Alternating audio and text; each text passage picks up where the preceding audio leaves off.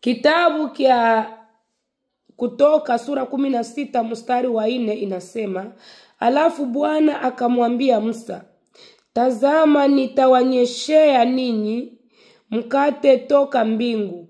Watu watatoka na kuokota sehemu ya kila siku. Nipate kuwapima kama watatembea kwa sheria yangu ama sivyo. Mungu atusaidie sana. Mungu atusaidie sana ndugu mpendwa. Hawa ni Waisraeli. Waisraeli walikuwa Misri. Kila mtu anajua historia ya Israeli, ya watu wa Israeli. Walikuwa katika Misri. Musa kipindi aliwaondoa katika Misri, wakavuka mto, wakaenda njia ya jangwa. Mungu tusaidie sana. Mjangwa, kila mtu anajua jina jangwa. Mjangwa ni fasi yenyewe hamuna sehemu lolote, hamuna mti, hamuna kitu lolote, hamuna maji. Seke ni mkavu mtupu. Mungu atusaidie sana. Ni kavu mtupu. Lakini kipindi walivuka, walikwenda, Musa akwenda peke yake, akwenda na wakubwa wazima, hapana. Mulikuwa na watoto wadogo, mulikuwa na wakina mama, mulikuwa kina baba, wasichana, wazee, wavulana, wote walikuwa pamoja. Mungu atusaidie sana. Sasa kia kushangaza ni hiki.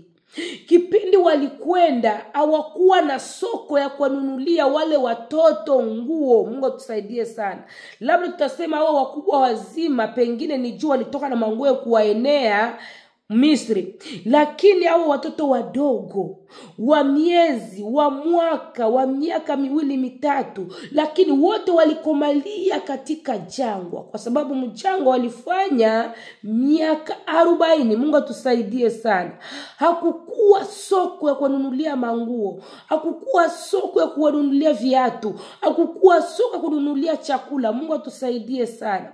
Lakini kupitia uwezo wa Mungu walivaa mavazi ya kuwaenea. Gisi wako wanda wanakomala, na ndio kisi mavazi kumkwenda mkuwaenea. Mungu atusaidie sana. Na walikula wanatuambia ya kusema, nitawanyeshea mikate. Mungu tusaidie sana. Nitawanyeshea. Sake kunyesha ni kama mvua gisi inavyonyesha. Mungu tusaidie sana. Nitawanyeshea mikate. Mungu tusaidie sana. Niwapime kama watasimama katika sheria yangu. Mungu tusaidie sana ndugu mpendwa. Sake kitu kia kwanza katika maisha ya mwanadamu ni kuogopa zambi. Simama katika sheria ya Bwana.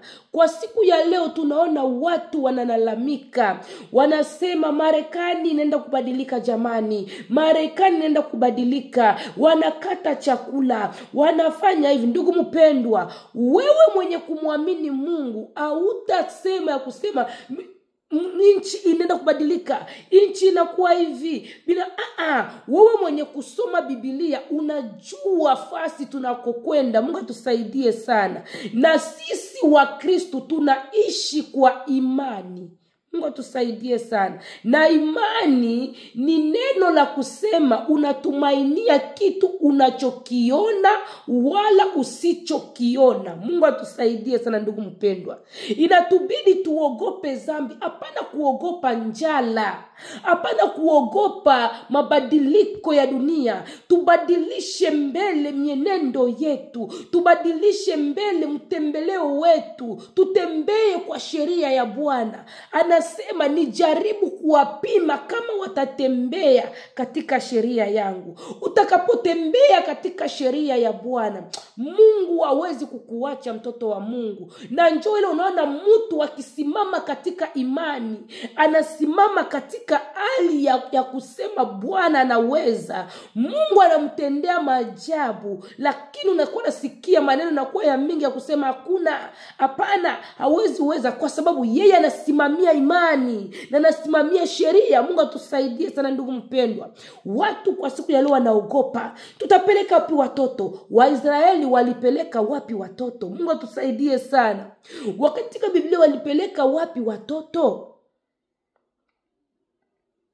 ule unayemwamini, ule unayemuomba, na njoo atakupatia wewe mwelekeo wa kuishi, na njoo atakupatia gisi utakavyoishi. Hakuna anayemtegemea Mungu na anabakia anafezeka, anaomba. Hakuna. Na utasema ya kusema labda hii ilikuwa ni Agano la Kale. Mungu abadiliki, wala Mungu akuishia kwa Agano la Kale. Alikuja katika kitabu kia Agano Jipya. Tukisoma katika kitabu kia Marko, Mungu atusaidie sana. Kitabu kia Marko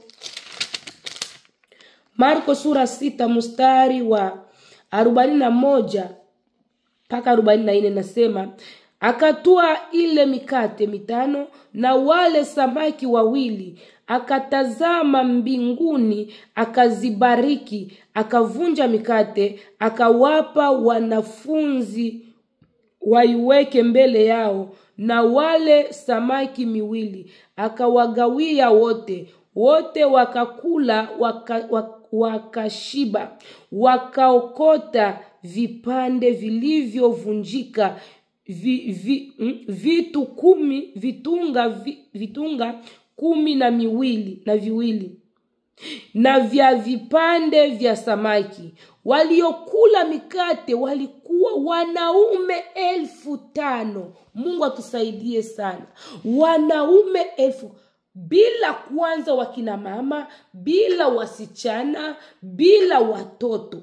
Wanaume 5,000. Mungu atusaidie sana ndugu mpendwa. Sasa utakaposoma neno la Mungu, inakupatia ujasiri katika kuishi kwako.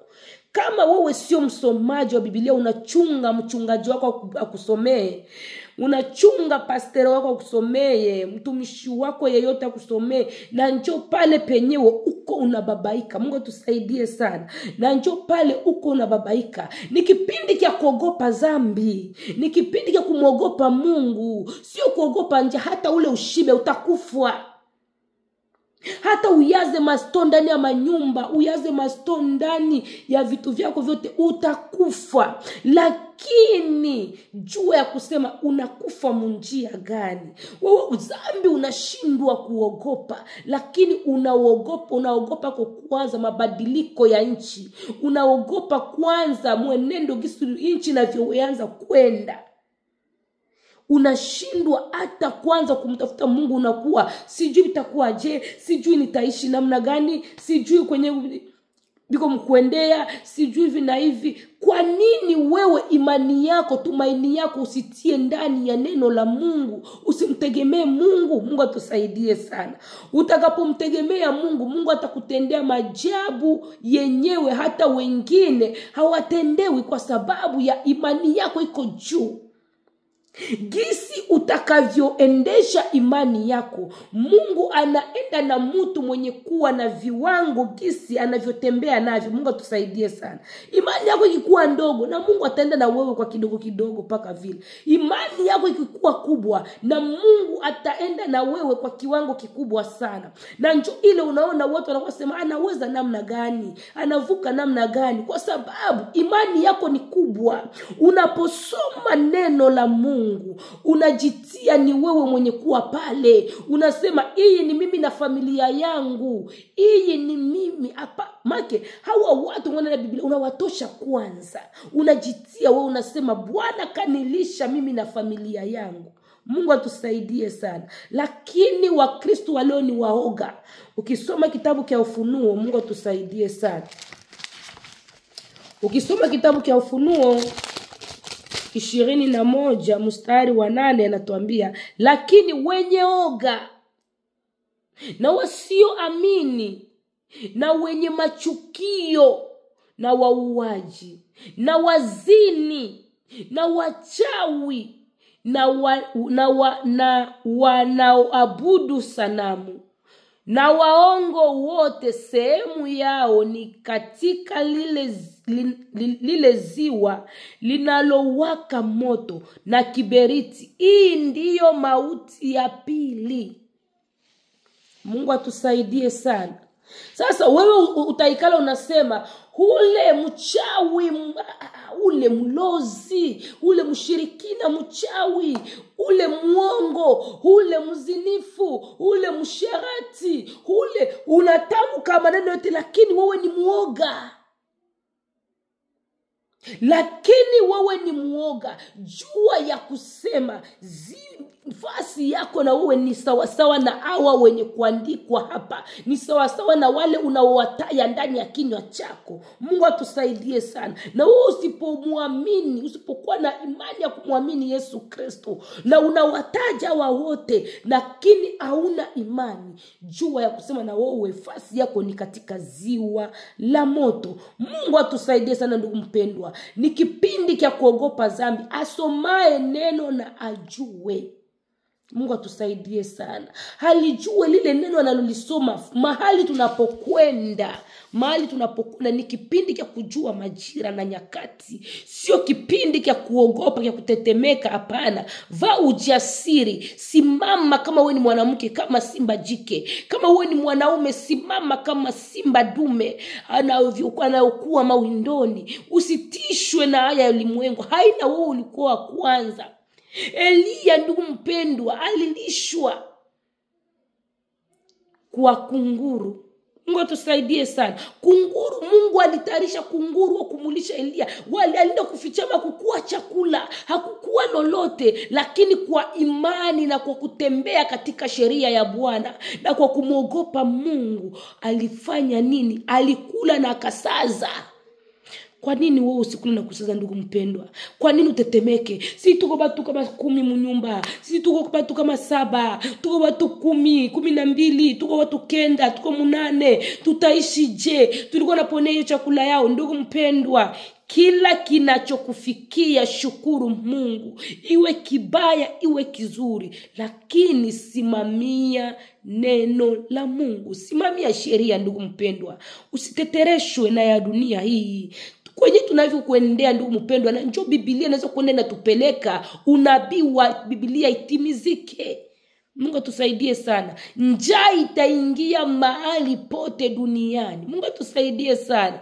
Pengine kwako ilikuwa bado haijafika, lakini kwenye tunaweza kuendea na njoo inakuja sasa kukufikia. Je, unajipanga namna gani wewe na Mungu wako? Unajipanga namna gani katika sheria ya Bwana? Lakini unatetemeka tu, unasema simamia neno, simamia Biblia ndugu mpendwa. Utavushwa mahali haukuwa unatarajia kuvushwa, utavushwa. Mungu atusaidie sana. Mahali haukuwa unatarajia kuvusha. Ule mwanamke katika Biblia mjane alikuwa na katoto yake na tubunga tu akaenda kuokota kuni. Mungu atusaidie sana.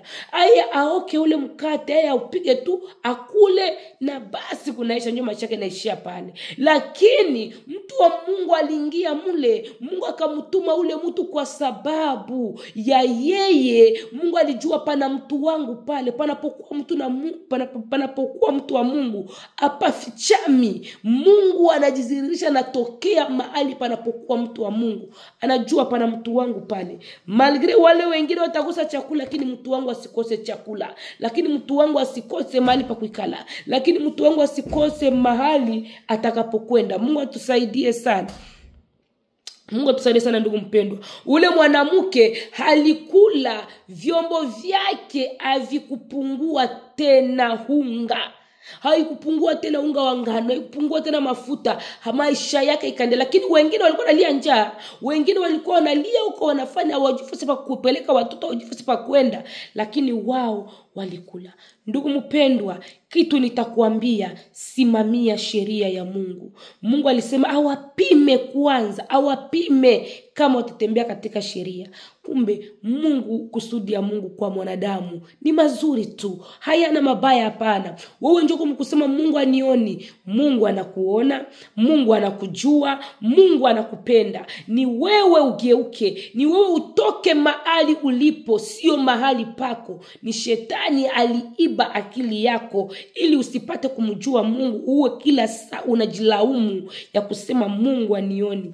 Mungu akubariki. Acha tubarikiwe sote kwa neno hili na tujitie kuwa faraja na nguvu katika hali ya wokovu, katika hali ya kwenda mbingu. Mbinguni kuingia kioga, kuingia kizembe, hapana. Mbinguni kunaingia mjasiri, ule aliyesimama na kushinda. Mungu atusaidie sana. Acha Mungu akubariki na Mungu atubariki sote. Heri mwisho mzuri kuliko mwanzo.